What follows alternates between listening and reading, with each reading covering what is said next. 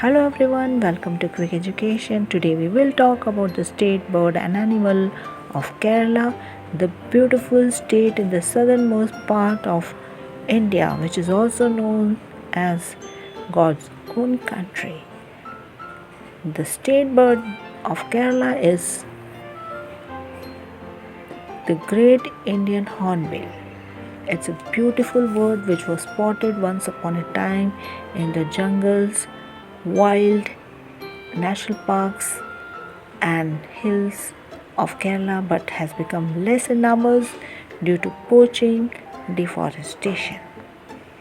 Now let's talk about the state animal of Kerala. It is the huge Indian elephants, which can be seen in Periyar National Park in large numbers. So if you like this video, please like, share, subscribe. Thank you.